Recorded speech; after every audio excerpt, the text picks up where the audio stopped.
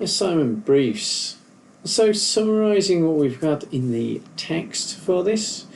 just to note that if you think about how difficult it can sometimes be to assess levels of comprehension and sense making that are going on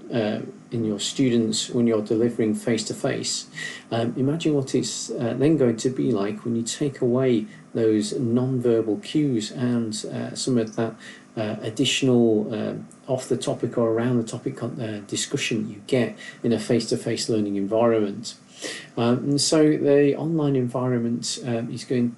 to, if anything, provide more scope for misinterpretation of what you're trying to get across in your teaching. And so this you need to take extra special care when setting up your assignment briefs and your marking criteria.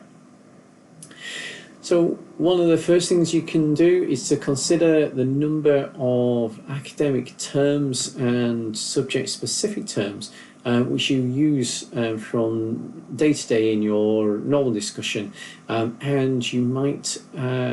put on as assumed knowledge for your students. And this is a well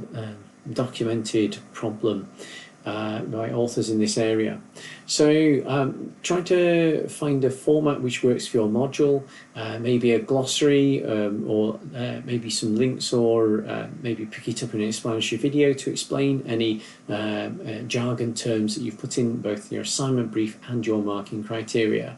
Try to put it across so that it would be comprehensible for a layperson having nothing to do with the subject coming to it from the first time. If you've managed to take care of the layperson, then you can be confident that your students will not have any unfamiliar terms in there, or they won't misinterpret terms in different ways.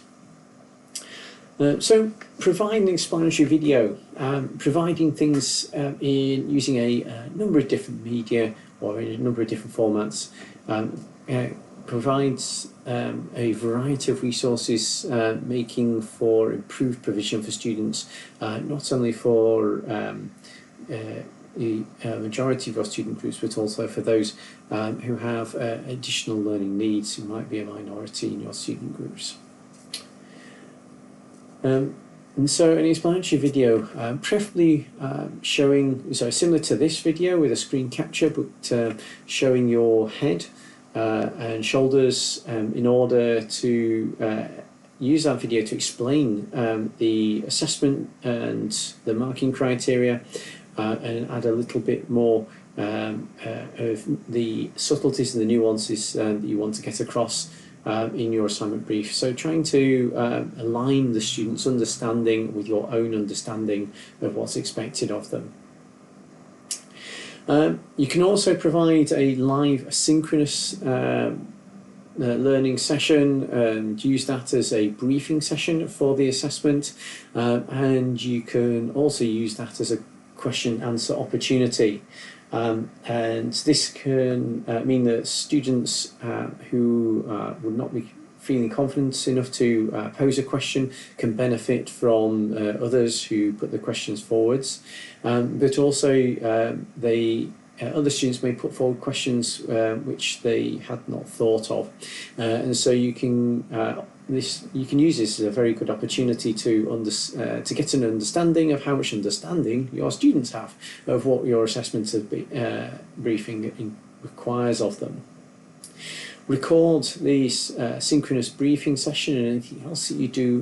with regards to explanation of the assessment, and put it in the assessments tab in your Moodle module. And finally, have one forum area for discussion in order to allow students to pose questions that they have about the assignment. And if you have students that are too shy to post directly in there, a lot of students will be, but the old adage of failing to ask the simple questions to the detriment of all certainly applies with assessments. And so if you can encourage them to bring forward even simple questions to you over email, then you can post these anonymously in the discussion forum along with your response. This discussion forum can then be used to put together a Q&A list for future iterations of the assessment in the next version of your Moodle module.